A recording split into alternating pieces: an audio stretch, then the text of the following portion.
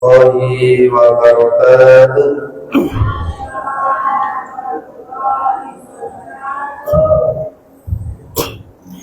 Bismillahirrahmanirrahim.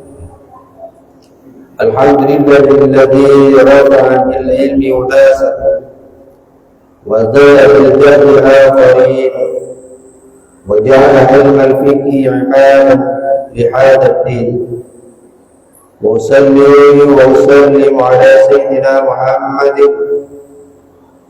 سيد المرسلين وعلى آله وصحبه أجمعين ومن تبعهم بإحسان إلى يوم الدين. حضرات الكرام para ulama, para guru, para ustaz, para kiai, khususan para Sahibul Fadilah wa Sa'adah, Ketua DKI masjid kita tercinta, yakni Bapak Muhammad Albert beserta kerabat-kerabatnya, juga yang kami hormati para imam masjid Nurul Ikhlas, Jalan Kijang Lama, hadirin wal hadirat, tuan-tuan, puan-puan, para bini sepuh, hadirin wal hadirat, ibu-ibu jamaah salat subuh yang berbahagia. Puji syukur kepada Allah Subhanahu wa taala atas segala rahmat taufik dan hidayahnya, sehingga di sekarang ini Allah Subhanahu wa taala selalu memberikan hidayah, taufik dan kesehatan kepada kita. Maka demikian hal itu semua wajib kita syukuri, wajib kita bersyukur kepada Allah Subhanahu wa taala, dengan harapan mudah-mudahan dengan syukur yang kita ucapkan Allah akan memberikan kenikmatan-kenikmatan yang belum kita dapatkan. Amin amin ya rabbal alamin. Sallallahu salamuhu, semoga dan mudah-mudahan akan tetap tercurah ibadah kepada Nabi Agung Muhammad sallallahu alaihi wasallam, Nabi penghulu kita, penghulu seluruh Nabi dan Mursalin, sehingga kita sebagai umatnya sewajarnya setiap saat dan setiap waktu untuk selalu mengumandangkan kata-kata salawat dan salam kepada beliau dengan ungkapan kata Allahumma salli ala Sayyidina Muhammad. Bapak Ibu yang berbahagia,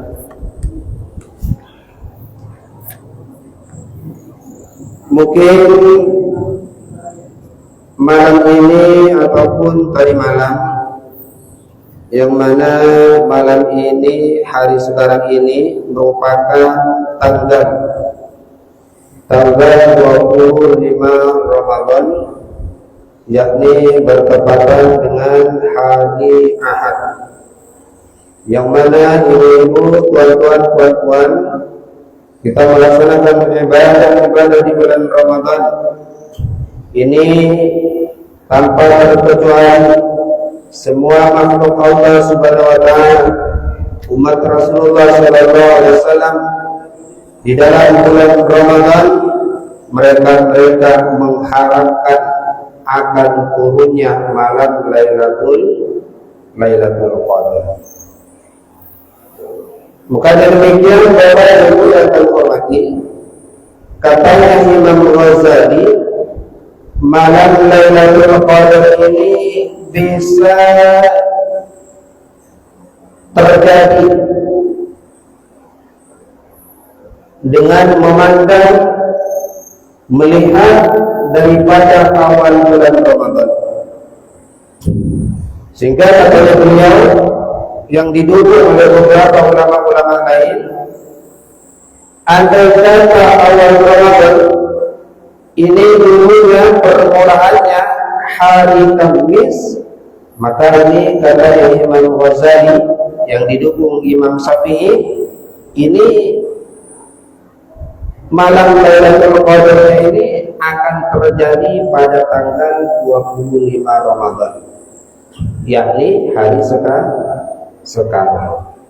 Insyaallah Bapak Ibu yang berbahagia, yang melaksanakan ibadah pada malam, yang zikir, yang darsa, yang melaksanakan salat tarawih, insyaallah ketepatan dengan turunnya malam Lailatul Qadar, yang malam Lailatul Qadar itu adalah nilainya malam Lailatul Qadar itu khairun, lebih baik, bukan seperti ini, khairun lebih baik daripada 1000 bulan, bukan sama dengan 1000 bulan, tapi lebih baik.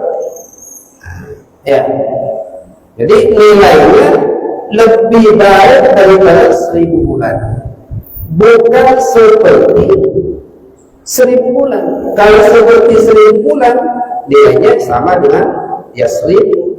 Tetapi kalau lebih baik, berarti kalau lebih baik bisa jadi 1010, 1020 ataupun lain seterusnya. Artinya yang berbahagia, kenapa di bulan Ramadan ini kok ada yang namanya malam Lailatul Qadar? Dan malam Lailatul Qadar itu sendiri ini dikhususkan daripada umatnya Rasulullah Sallallahu Alaihi Wasallam. Yang mana di sini sebab-sebabnya Allah memberikan malam Lailatul Qadar kepada umatnya Rasulullah Sallallahu Alaihi Wasallam ini dijelaskan wasababu nuzulihi hadhihi ayat, yang mana Allah Subhanahu wa taala berfirman di dalam surat Al-Qadar, inna anzalnahu fi lailatul qadr wa ma adraka ma lailatul qadr lailatul qadr khairun min alfi syahrin. Yang mana Ramadan ini bisa jadi mulia karena ada malam Lailatul Qadar. Ada tiada sebelumnya bulan Ramadan. Diceritakan daripada Ibnu Abbas, annahu qala, sesungguhnya beliau berkata, Zakara Jibril alaihi salam itu Nabi sallallahu alaihi wasallam abdan yuqalu lahu Syam'un. Ini pernah malaikat Jibril turun kepada Rasulullah, yang mana Jibril itu mengatakan kepada Rasulullah, Zakara abdan, menyebut seorang hamba yuqalu lahu Syam'un, yang mana seorang hamba itu namanya adalah Syam'un al-Ghazi, wa huwa Syam'un ini hidupnya dulu di Bani Israel, hidup pada zaman dahulu sebelum Rasulullah terputus, sebelum Rasulullah lahir, yang mana Syam'un ini memerangi orang kafir selama 1000 bulan. Jadi Syam'un ini memerangi orang kafir selama 1000 bulan. Wa kana silahu la yajamalun, dan senjatanya dari pasukan Syam'un itu sendiri la yajamalin, yaitu gigi geraham unta. Ini Syam'un memerangi orang kafir, pedangnya, alatnya yaitu gigi gerahamnya unta. Walaysa lahu dan beliau tidak mempunyai alat kecuali alat itu. Tak punya pedang, tak punya senjata yang lain. Wa kullama daraba al-kuffar bi ayati qatala ma la yusra adalu. Dan ketika Sam'un ini memerangi orang-orang kafir, maka dengan alat gigi geraham yang unta tadi, dia dapat membunuh orang-orang kafir dengan tanpa hitungan.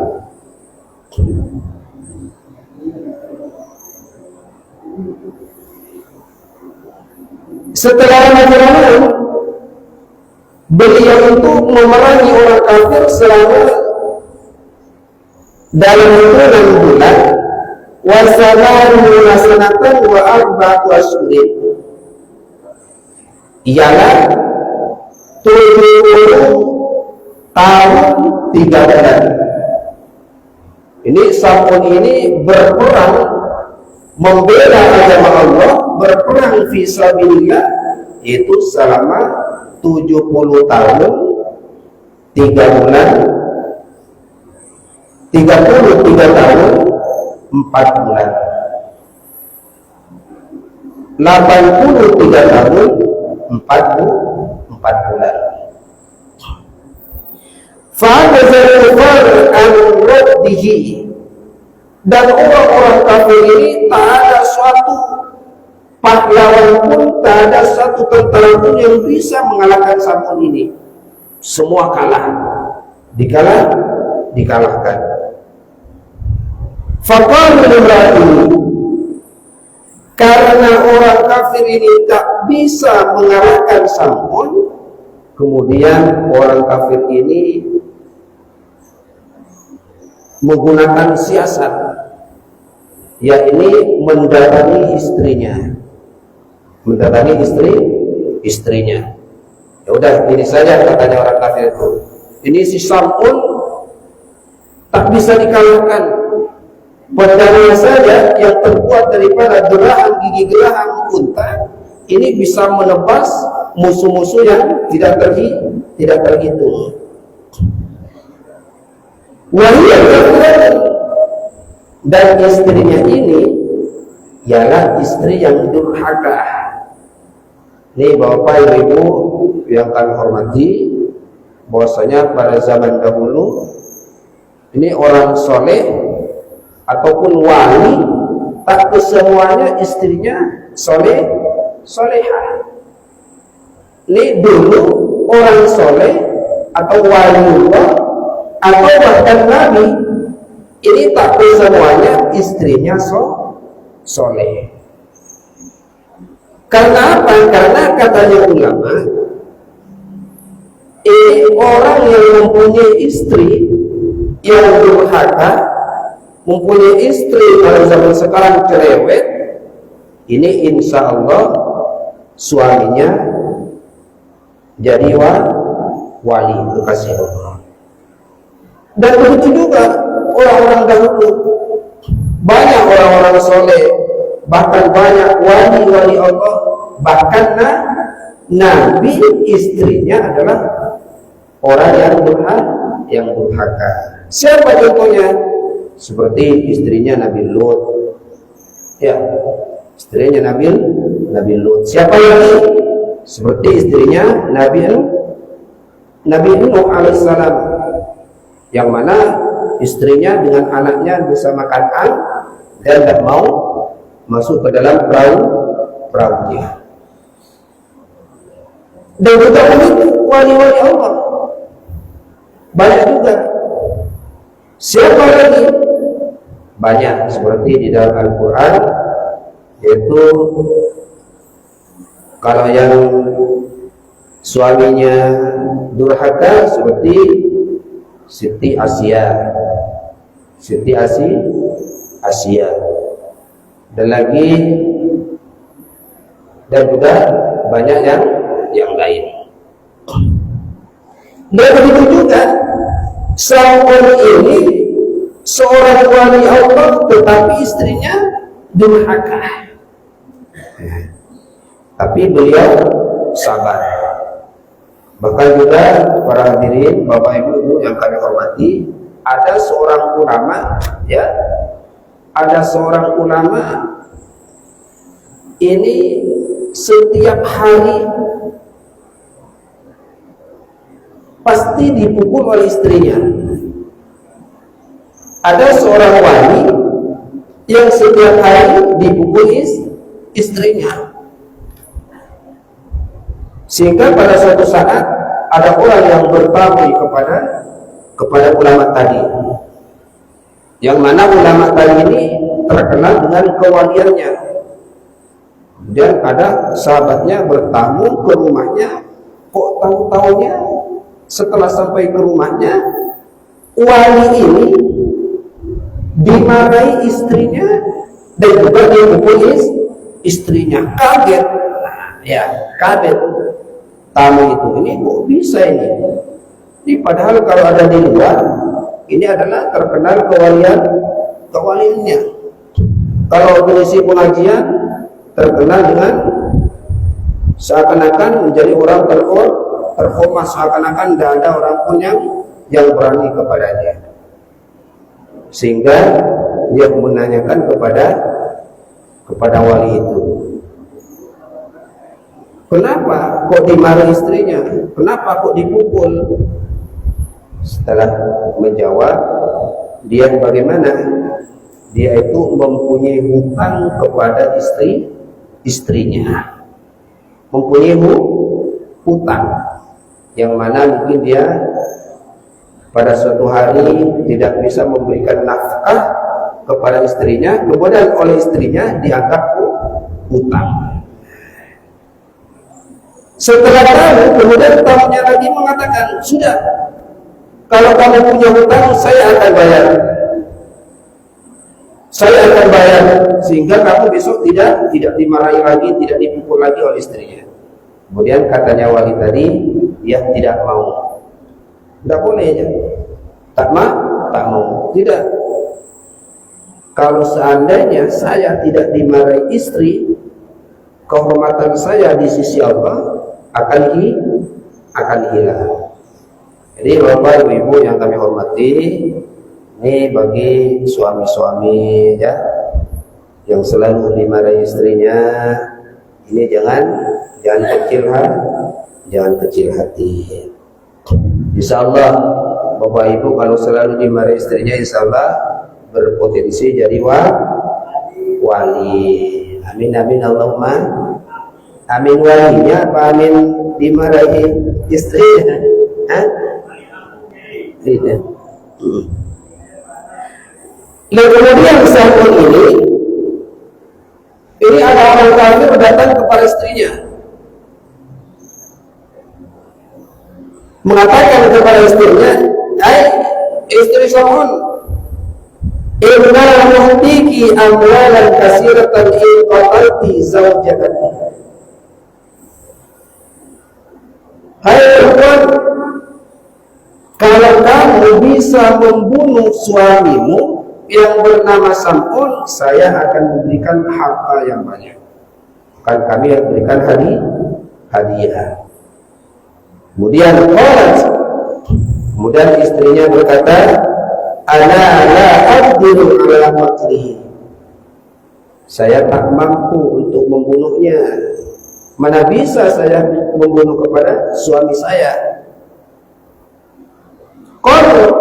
Kemudian orang kafir tadi mengatakan lagi, nutiki hablan sadidan fasaddi bihi yadayhi wa rijlaihi fi nawmihi.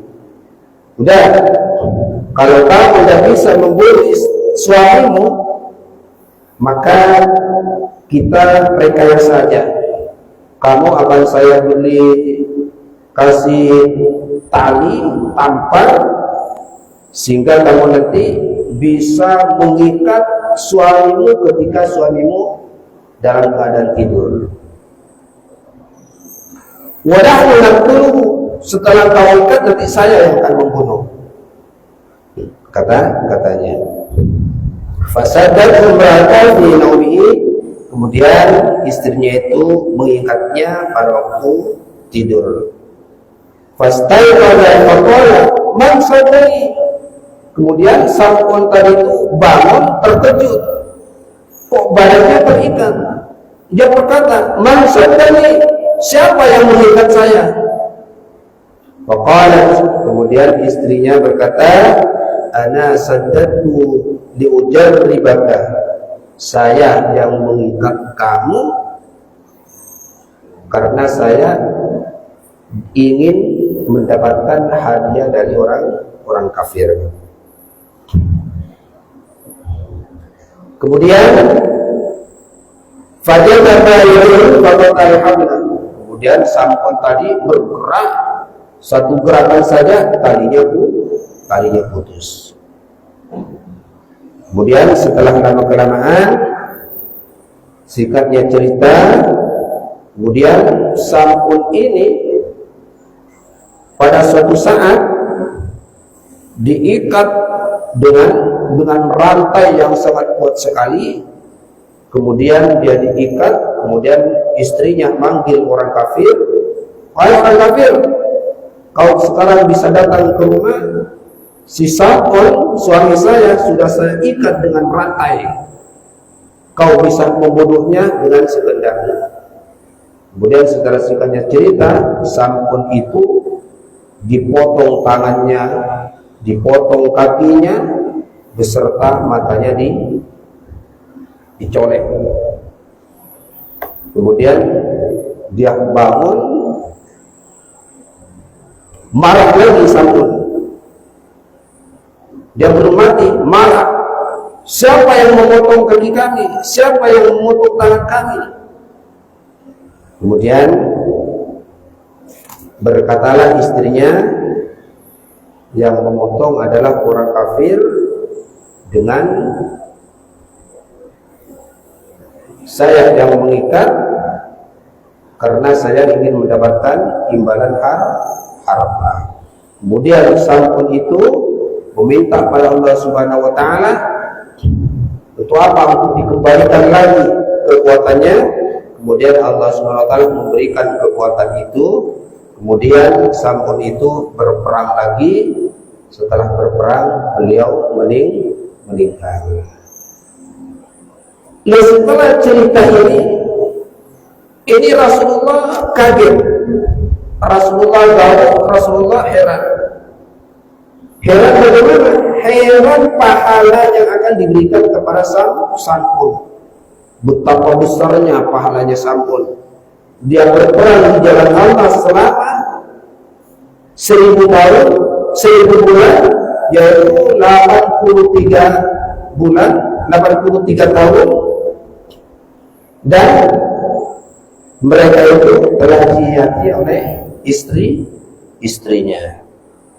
Kemudian karena heran dengan pahala yang akan diberikan Allah kepada Sam'un, kemudian malaikat Jibril alaihissalam mengatakan kepada Nabi Muhammad SAW, "Wahai Nabi Muhammad, kau jangan heran, engkau jangan merasa iri dengan apa pahala yang akan diberikan Sam'un, karena Allah Subhanahu wa taala telah memberikan wahyu kepada kamu dengan kata-kata inna anzalnahu fi lailatul qadri wa ma adraka ma lailatul qadri khairun min alfi shahrin tanazzalul malaikatu war ruhu fiha bi izni rabbihim min kulli salamun hiya hatta matla'il fajr. Muhammad, kau jangan iri dengan apa yang akan Allah berikan kepada Sam'un.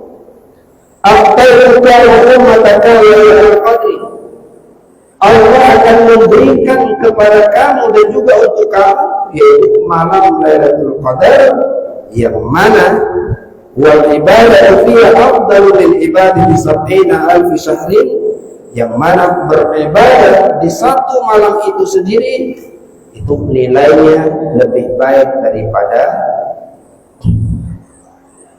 83 tahun. Wa qala ta'ala ya Muhammad, rak'atani fi lailatul qadri khairul laka wal ummatika min darbi sayfi al-fasahrin fi zaman Bani Israil. Dan dalam satu riwayat yang lain Allah berkata pada Nabi Muhammad, wahai Nabi Muhammad, 2 rakaat melaksanakan salat sunat 2 rakaat di malam Lailatul Qadar itu adalah lebih baik daripada 1000 bulan. Alhamdulillah, Bapak Ibu yang kami hormati, dengan harapan mudah-mudahan ibadah-ibadah kita ini bertepatan dengan malam Lailatul Qadar. Dan lagi ini juga ada cerita wakilah innal abida kana fi ma la yusamma abidan, bahwasanya orang yang beribadah kepada Allah Subhanahu wa taala ini tidak bisa dikatakan abid, tidak bisa dikatakan orang yang ahli ibadah hatta yudabbar al-fasahrin, sehingga seorang itu menyembah pada Allah Subhanahu wa taala, beribadah pada Allah Subhanahu wa taala selama 1000 bulan. Malamnya dia beribadah kepada Allah Subhanahu wa taala, siangnya dia melaksanakan puasa. Jadi pada zaman dahulu seseorang tidak bisa dikatakan ahli ibadah kecuali mereka telah melaksanakan ibadah kepada Allah Subhanahu wa taala selama 83 tahun. Fajal Allah Ta'ala Subhanahu Muhammad SAW ibadatan khairan min alfi sahrin. Kemudian Allah Subhanahu wa taala untuk memberikan keistimewaan kepada Rasulullah dan umatnya, ini adalah malam Lailatul Qadar. Siapa orang yang melaksanakan ibadah pada malam itu, mereka itu menyamai, mengimbangi dengan seorang hamba pada zaman dahulu yang beribadah selama 1000 bulan. Jadi Bapak Ibu yang kami hormati, berarti malam Lailatul Qadar ini adalah merupakan malam yang diberikan oleh Allah Subhanahu wa taala pada Nabi Muhammad dan juga kepada umatnya sebagai keistimewaan. Kemudian ini biar selesai ini ya. Kemarin bahwasanya masalah haid ini bahwasanya darahnya manusia, darahnya seorang wanita ini ada 3, ada darah haid, ada darah nifas, ada darah istihadah. Kemudian perbedaannya darah istihadah dan darah haid. Darah istihadah ialah fa'idha salat fala tasihu salatuha fiha wa la yajibu qada'uha. Kalau orang itu mengeluarkan darah haid, maka dia tidak diwajibkan sholat, bahkan sholatnya tidak sah, wa la yajibu qada'uha, dan tidak wajib untuk mengqada'nya. Ini kalau orang perempuan haid, maka andai kata mereka melaksanakan sholatnya tidak sah, alias tidak boleh sholat, wala yajibu qada'uha, dan tidak wajib mengqada'i. Wa idza sholat, apabila dalam waktu berpuasa, wa idza shamat Ramadan, apabila berpuasa di bulan Ramadan, fala yasihhu shaumuha, maka puasanya tidak sah. Jadi orang haid berpuasa di bulan Ramadan ini tidak boleh. Andai kata puasanya tidak sah. Wajib Tetapi kalau puasa wajib mengqadahnya, mengganti. Jadi kalau sholat tidak wajib diganti, tetapi kalau puasa wajib mengqadahnya. Apa alasannya? Alasannya ialah cuma satu, yaitu hadisnya Siti Aisyah radhiyallahu anha, kunna nu'maru bi qada'is shaumi wa la nu'maru bi qada'is shalah. Kata Siti Aisyah, kami diberitahu Rasulullah untuk membayar, untuk mengqada puasa, dan tidak diperintah untuk mengqada sholat. Kemudian oleh para ulama, kenapa sholatnya kok tidak wajib diqada? Ini adalah dengan alasan lita'assuriha, karena merepotkan. Ini adalah cuma satu alasan, karena merepotkan.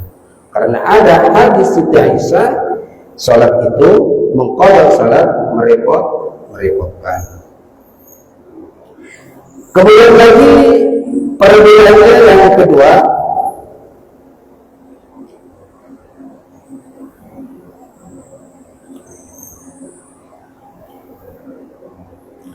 al-hamlu aqalluhu situasinya. Orang hamil ini paling sedikitnya ialah 6 bulan. Orang hamil paling sedikitnya 6 bulan. Jadi orang hamil ini biasanya tidak datang bulan. Dan paling sedikitnya orang hamil ini 6 bulan. Jadi Bapak Ibu yang kami hormati, ini orang hamil bisa jadi setelah 6 bulan dia melahirkan. Bisa jadi. Lalu sedangkan kebiasaannya orang hamil ialah 9 bulan. Aksaru paling lamanya orang hamil ialah 4 tahun. Jadi Bapak Ibu yang kami hormati, andai kata ada ibu-ibu sudah 9 bulan tidak lahir-lahir, bahkan ada yang lebih 1 tahun. Ini adalah bisa jadi. Dan lagi riwayat tasawwur, jadi fi batni ummihi 4 ashhurin. Dan orang hamil itu kalau sudah mendapatkan 4 bulan, ini adalah dalam penggambaran pembentukan bayi menjadi manusia. Jadi Bapak Ibu yang kami hormati, bayi yang dibentuk di dalam kandungan seorang ibu dibentuk menjadi manusia ini ketika berumur 4 bulan. Makanya Ahlussunnah wal Jamaah, orang ibu ini biasanya kalau kandungan itu sudah sampai 4 bulan, ada sebagian yang mengadakan kendurian. Karena apa? Karena pada waktu itu 4 bulan ini adalah sudah berbentuk bayi, sudah berbentuk manusia, alias telinganya sudah ada, tangannya sudah ada. Dan ketika berumur 7 bulan, ini adalah peniupan roh. Peniupan roh. Insyaallah kalau orang itu hamil, kalau sudah 7 bulan, insyaallah kandungannya sudah bergerak. Kemudian lagi perbedaannya adalah antaranya istihadah. Kalau istihadah itu adalah darah yang keluar di selain waktu haid dan nifas. Ini istihadah adalah darah penyakit, darah yang keluar di selain waktu haid dan waktu nifas. Maksudnya bagaimana? Ini kan haid itu adalah paling sedikit 1 hari 1 malam, dan paling banyaknya 15 hari. Nah, kalau darah itu keluar daripada melewati batas 15 hari, maka dikatakan istihadah ialah dikatakan darah penyakit.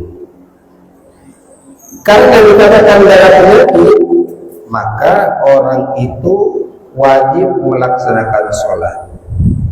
Ya, orang itu wajib melaksanakan sholat. Kemudian bagaimana sholatnya? Sedangkan hukum-hukum yang berlaku secara umum kepada orang yang istihadah, kepada orang yang keluar darah penyakit bukan darah haid ialah yajibu alaiha an tusalliya, wajib bagi mereka melaksanakan sholat, wa salatuha sahihatun wa la qada alaiha, dan sholatnya itu adalah sah dan tidak wajib mengqadahnya. Ini andai kata ada orang keluar darah penyakit, apa darah penyakit itu?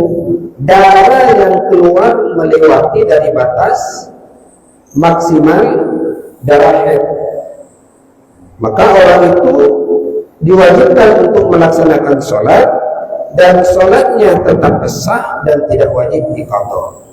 Nah sekarang bagaimana caranya? Padahal orang itu keluar darah, maka harus bersesuci terlebih dahulu. Sesucinya bagaimana? Semampunya. Dia kata orang keluar darah, ya ketika ingin melaksanakan sholat maka darahnya dibersihkan dulu, setelah bersih baru sholat.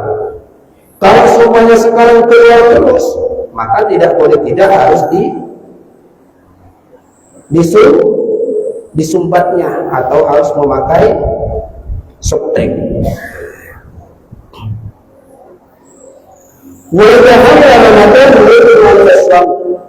Dan apabila dalam waktu Ramadan, maka orang istihadah itu wajib melaksanakan puasa. Jadi orang istihadah wajib sholat, wajib puasa. Wa yuzu li zawjiha ayyatiha walau ma'a salayalid dami.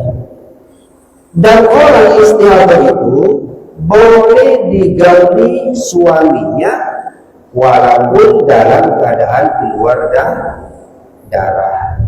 Jadi Bapak Ibu yang kami hormati, seorang istri kalau keluar darah tapi darahnya bukan darah haid, itu darah istihadah, maka dia boleh berhubungan intim, boleh berhubungan badan dengan suaminya walaupun dalam keadaan keluar darah. Kalau haid maka tidak boleh. Jadi sekarang untuk membedakan bagaimana? Membedakan adalah darah istihadah, darah penyakit, darah yang keluar melewati batas daripada maksimal. Ini. Kemudian yang terakhir, al-hukuman allati tattabi'ul mustahabu idza arad bis-shalah. Orang istihadah dan keluar darah. Sekarang bagaimana cara-cara untuk melaksanakan sholat? Yang pertama ialah yajibu 'alaiha an tatahhara minan najasati. Yang pertama kali ialah harus bersesuci daripada darahnya. Darahnya dibersihkan dulu. Kemudian yang kedua, yajibu 'alaiha al-hasbu fi mawdi'i khurujid dami bi qutin aw nahwihi. Langkah yang kedua adalah apabila darahnya itu tetap keluar setelah dibersihkan, darahnya tetap keluar seumpamanya, maka dia harus menyumbat dengan kain ataupun dengan kapas. Illa idza kana tata'adda aw kana shaimatan, kecuali orang itu kalau seumpamanya disumbat dengan kain, ya lubangnya disumbat dengan kain seumpamanya, atau seumpamanya disumbat dengan kapasnya dimasukkan ke dalam, ini nanti akan menjadi penyakit, sakit seumpamanya, maka tidak usah. Atau dalam keadaan puasa, ini orang istiadat kan wajib puasa. Nah kalau dalam keadaan puasa, maka tidak diperbolehkan untuk memasukkan kain ataupun kapas kepada lubang kemaluannya. Kalau supaya darah keluar, biarkan darah keluar. Nah, kenapa tidak boleh? Karena memasukkan barang melewati lubang apa saja, lubang telinga, lubang mulut, lubang kemaluan, ini adalah dapat membatalkan puasa. Jadi orang berpuasa, kalau seandainya dia istihal dan keluar darah, maka tidak usah memasukkan kapas ke dalam kemaluannya. Kemudian lagi yang ketiga ialah yajibu 'alaiha al-mubadaratu ba'da dzalika bil wudu. Orang istihadah, orang yang keluar darah penyakit ini diwajibkan untuk cepat-cepat melaksanakan sholat. Jadi orang istihadah diwajibkan untuk melaksanakan sholat dengan cepat-cepat. Ini sekarang supaya zuhur. Dia sudah zuhur, waktu zuhur dia lagi tak keluar darah. Maka ketika dia tidak keluar darah, harus cepat-cepat melaksanakan sholat. Walaupun waktu sholat masih lama. Karena apa? Karena untuk menghindari keluarnya darah. Ini wajib. Yang keempat ialah yajibu 'alaiha al-mubadaratu ila shalah wa la yajuzu ta'khiruha, dan tidak diperbolehkan mengakhirkan salat illa idza kana ta'khir li maslahatis sholati kaijadati muadzinin wa nafilatin qadyatin wa intizari jama'atin. Tadi orang yang istiadah apabila sudah masuk waktu salat ini wajib cepat-cepat, kecuali karena ada kemaslahatan atau kecuali karena ada hajat. Jadi kalau semuanya ada hajat, walaupun tidak cepat-cepat, tidak apa-apa. Contohnya karena ada kemaslahatan ataupun karena ada hajat, ialah karena masih menunggu selesainya azan. Ini karena masih menunggu selesainya azan. Kemudian lagi ialah wanafilatin qadyatin, dan lagi karena masih melaksanakan sholat qabliyah. Yang ketiga ialah wantizari jama'atin, karena menunggu sholat jamaah. Jadi semuanya di rumahnya, ibu-ibu semuanya sudah biasa berjamaah dengan suaminya belum datang, sudah masuk waktunya sholat, dia itu istihadah, keluar darah seumpamanya. Maka tadi kan diwajibkan untuk cepat-cepat, tetapi karena ingin melaksanakan sholat jamaah dengan suaminya, maka boleh mengakhirkan waktu. Itulah Bapak Ibu yang kami hormati, ini adalah pembahasan daripada haid, mungkin bisa dicerna dan mudah-mudahan barokah. Tapi sebelum kita akhiri, kami berikan waktu kepada jamaah untuk menanyakan hal-hal yang kurang paham ataupun yang kurang dimengerti. Terima kasih, Bu-ibu. Ini tadi ibunya ada yang langsung pulang ya, habis sholat. Ini yang langsung pulang, ini rugi. Tidak dapat Ustaz ya, kalau yang pulang.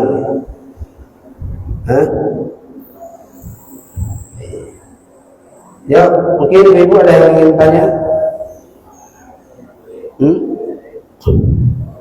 Atau udah paham semua masalah haid ini?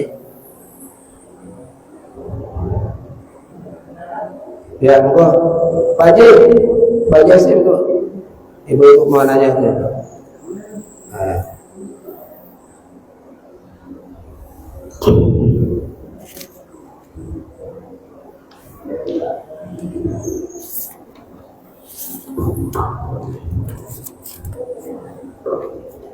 Assalamualaikum warahmatullahi wabarakatuh.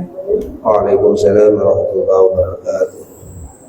Pak Ustaz, Iya. kita masalah haid yang batasnya 1 sampai 15 hari. Iya. Lebih di 15 hari kan biasa penyakit. Iya. Itu bagi yang berkabut bagaimana akan sama hukumnya? Bagian Untuk alat kontrasepsi kan kadang ada yang keluar terus untuk kalau kita udah lebih dari 15 hari kan kita rutin apa yang kita lakukan kan sudah semua. Terus makanya apa bisa masuk ke kondisi kita kalau udah lebih dari 15 hari ikut pengajian ataupun ikut apapun yang kegiatan yang ada di dalam itu. Itu saja kata Wassalamualaikum warahmatullahi wabarakatuh. Waalaikumsalam warahmatullahi wabarakatuh. Tidak ada yang lain?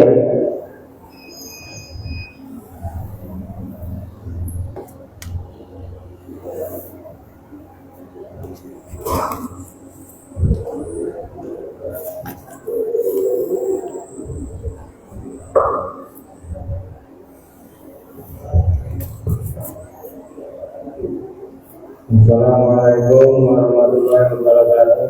Waalaikumsalam warahmatullahi wabarakatuh. Yang pertama izin menyampaikan kami kan di nama berarti kan sejak puasa minggu lalu ya, kami cuma 1 minggu. Minggu tanggal 4 itu kan kita ada ngaji ya. Minggu 4 Ramadan. Iya. Puasa ini kan dari kami pertama kan. Iya, iya. Kenapa waktu belum kejadian kok Ustaz malah tidak nyampaikan ke kita? Kalau misalkan menurut Imam Ghazali kalau puasanya dimulai hari Kamis, maka Lailatul Qadarnya tanggal 25 malam Ramadan. 25 hari ini udah malam 25 baru cerita ya, kayaknya misalnya udah kasep ya. Iya. Padahal kita ketemu tadi bukan kali ini aja gitu loh. Ya mirip-mirip tadi saya sampaikan, kalau bedanya sedikit kalau Ustaz ini menyampaikan sudah kejadian, kalau kami menyampaikan ini hampir kejadian ya. Kalau kami kan menyampaikan yang hadir akan dapat 40.000, tapi kan hampir itu masih bisa diharap ini disampaikan menurut Imam Ghazali Lailatul Qadarnya malam 25, karena udah malam, padahal kita ketemu bukan malam 25 aja.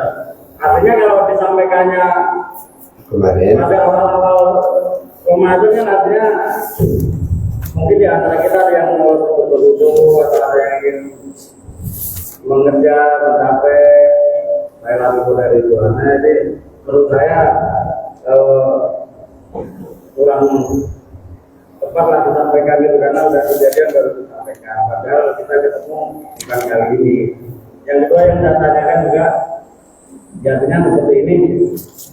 Al ilmu qoblal amal atau al ilmu imam amal, bahwa ilmu itu imamnya amal itu kalau ya sebelum diamalkan kita sudah dikasih dulu gitu kan. Yang kedua yang saya tanyakan, kalau tadi usia kehamilan itu minimal 6 bulan. Sekarang kalau misalkan ada orang kurang dari 6 bulan bang guguran, misalkan guguran itu apakah ada nifasnya? Misalkan dari 5 bulan guguran atau 4 bulan guguran itu apakah di perempuan tadi ada nifasnya atau gimana? Terima kasih. Assalamualaikum warahmatullahi wabarakatuh. Waalaikumsalam warahmatullahi wabarakatuh.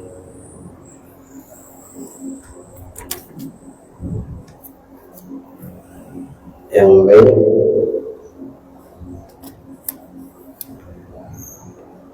Tidak ada.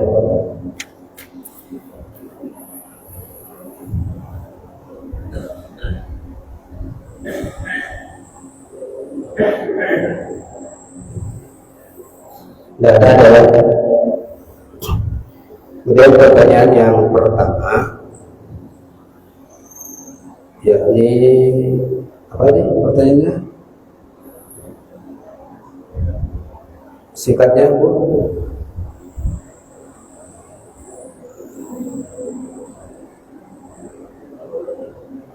Orang haid, ya orang haid ya. Iya. Orang istihadah, orang yang keluar darah penyakit, ini ialah ketika mereka itu keluar di waktu-waktu selain haid. Jadi keluar darah di waktu selain haid ini dikatakan istihadhah. Dan kemudian istihadhah itu sendiri ialah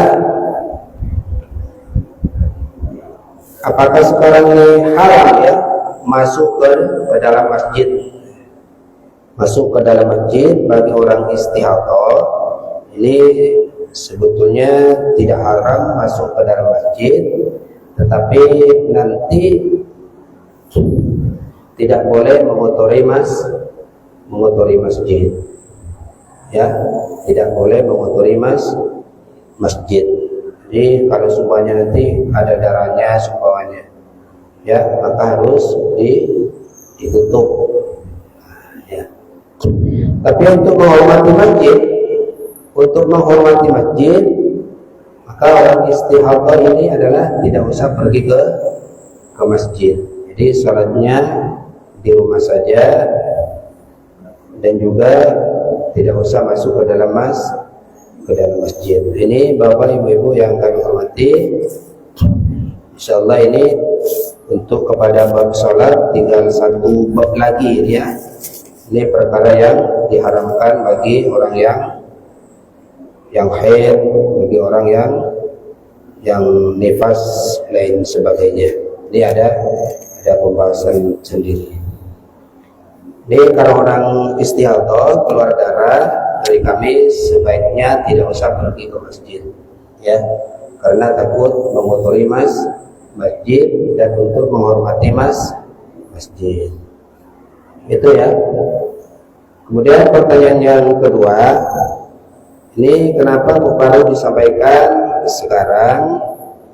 Ya mungkin karena kemarin tidak sempat mungkin ya, dan mungkin karena kami itu ya beranggapan akan disampaikan oleh ustaz-ustaz yang lain. Tetapi Bapak Ibu yang kami hormati, tetapi karena ini malam Lailatul Qadar bukan cuma terjadi satu kali dalam hidup, maka ini bisa kita dibuat ilmu untuk yang akan datang.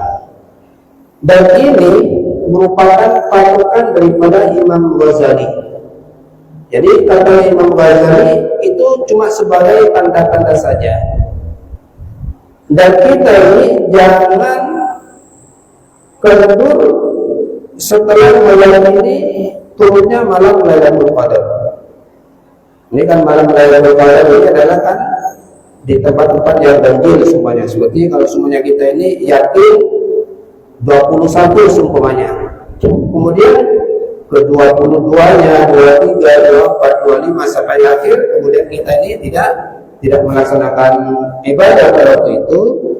Nah, ini adalah jangan sampai. Ini cuma sebagai prediksi saja, sebagai kira-kiraan daripada ulama. Dan lagi Bapak Ibu yang kami hormati, ada juga ulama yang mengatakan ya, malam Lailatul Qadar itu yang paling diharapkan turunnya ialah ketika bertepatan malam ganjil, bertepatan dengan malam Jumat. Ini adalah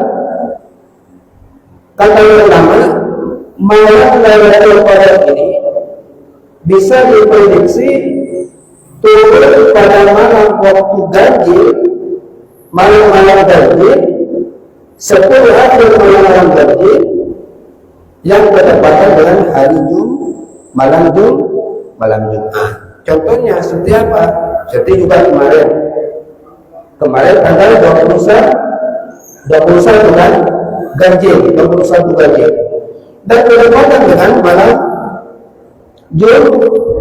Jumat. Itu juga katanya ulama, ini adalah diprediksi malam Lailatul Qadar turun pada waktu malam Jumat itu. Kenapa? Karena akan berkumpul malam Jumat adalah malam yang istimewa, afdalul laili Lailatul Jumat, dan juga malam Lailatul Qadar juga malam yang istimewa. Tapi itu semua ibu bapak yang kami hormati, itu adalah sebagai motivasi kepada kita, sebagai motivasi kepada kita agar kita ini ketika ada di malam Jumat kita giat rajin untuk melaksanakan ibadah. Ya, jadi walaupun sekarang semuanya malam Lailatul Qadar tadi malam semuanya yang turun, besoknya 28, 27-nya ataupun 29-nya kita tinggalkan. Ini tidak boleh. Karena apa?